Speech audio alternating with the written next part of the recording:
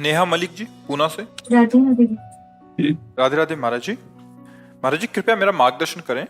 गुरु जी, अगर अज्ञान या ज्ञान से कोई भूल या पाप हो गया हो तो अगर अपनी उन्हीं गलतियों को न दोहरा के धर्म पूर्वक चल के और श्रद्धा भावना से नाम जप करके हमारी भूल को प्रभु माफ कर देते हैं क्या? हाँ, मिटा देंगे। ये बस मेन मेन जो आपका शब्द है उस पर पॉइंट बनता है कि पुनरावृत्ति ना होने पाए। जो आपका शब्द, ये बहुत खास बात है कि हमसे गलती हो गई, जाने अनजाने में। जाने में होती है, उसमें हम जान रहे हैं कि पाप है, लेकिन या सुख बुद्धि हो गई है या दुख निवृत्ति हो की भावना है।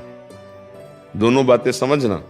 हमसे कोई पाप बनता है या तो बहुत सुख बुद्धि होती है, तो पाप है पर सुख भोगने को मिलेगा, और एक दुख निवृत्ति होती है कि पाप है पर इसको हटाना पड़ेगा, इसको मिटाना पड़ेगा। ऐसा करना पाप है, लेकिन दुख निवृत्ति के लिए या सुख पूर्ति के लिए, दो भावों से पाप होते हैं। अब अगर दुख निवृत्ति के लिए हमने किया है तो वो पाप हमें भयानक दुख देगा आकर के। जैसे दुख निवृत्ति के भाव में गर्भस्थ शिशु है, डॉक्टर ने कहा इसके माइंड में कमी है, ये जो बच्चा गर्भ में तुम्हारा, ये अमुक अंग इसका हीन है, तो दुख निवृत्ति, बच्चा ऐसा पैदा होगा पूरे जीवन सेवा करनी पड़ेगी, ऐसा है।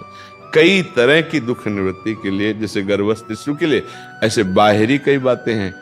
दुख निवृत्ति के लिए किसी जीव की हत्या कर देना, ये हमारे घर में रहेगा तो ऐसा ठीक नहीं, उसे मार देना। किसी भी जीव को, जैसे किसी भी जीव को मारने का अधिकार नहीं, जैसे भूमि पे आपके रहने का अधिकार, इसे हर जीव का अधिकार है। कई तरह की ऐसी दुख निवृत्ति के लिए कुछ पाप होते हैं और कुछ सुख प्रवृत्ति के लिए, कि जिससे ये काम नहीं करना चाहिए पर सुख की भावना इतनी प्रबल हो गई कि वो पाप बन गए। तो पाप दो प्रकार से होते हैं, एक दुख की निवृत्ति की भावना से, एक सुख प्राप्ति की। बहुत बड़े बड़े पाप हो जाते हैं। दुख निवृत्ति, सुख पूर्ति, दो भावनाओं से पाप होते हैं। अब पाप हमसे हो गए हैं और अब हमें सत्संग के द्वारा पता चला कि यार बहुत ही इनका दंड मिलेगा, तो हम भयभीत हो जाएं पहला, और आर्त भाव से भगवान की शरण में हो।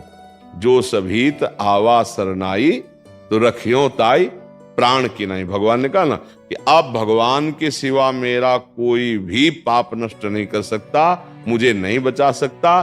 तो अपिचेत्सु दुराचारो भजते माम अनन्य भाग साधुरेव समंतव्या सम्यक व्यवसिता। ऐसा भगवान कहते पहले बहुत दुराचारी सांगोपांग पाप करने वाला रहा है, लेकिन अब उसको पता चल गया कि एक भगवान के सिवा मुझे कोई क्षमा नहीं कर सकता, और मेरी शरण में आ गया तो फिर मैं उसे साधु बना देता हूं।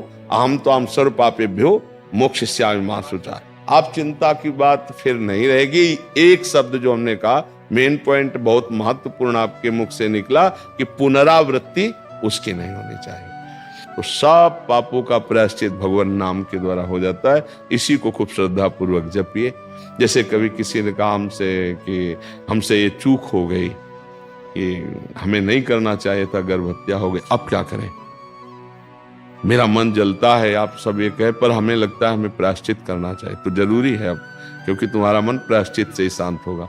तो चलो 7 दिन नियम से रहकर उचित फलादि का आहार करके संस्कृत से मूल पाठ भागवत का करवा लो। जैसे धुंधकारी जैसा महापापी जो प्रेत बन गया था, वो भी भगवत पार्षद रूप रखकर भगवान के धाम को गया, तो तुम्हारे पाप का मोचन हो जाएगा। वैसे भगवान नाम में बहुत सामर्थ्य है। नाम संकीर्तनम यस्य सर्व पाप प्रणाशन। सर्व शब्द है ना, कोई भी पाप ऐसा नहीं है जो नाम जप से नष्ट ना हो जाए। पर जो मेन बात है, पुनरावृत्ति नहीं।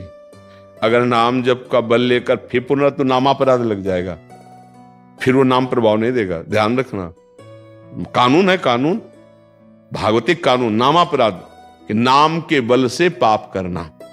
अब ये नामापराध आपको पापों से मुक्त नहीं होने देगा, नाम जपने पर भी।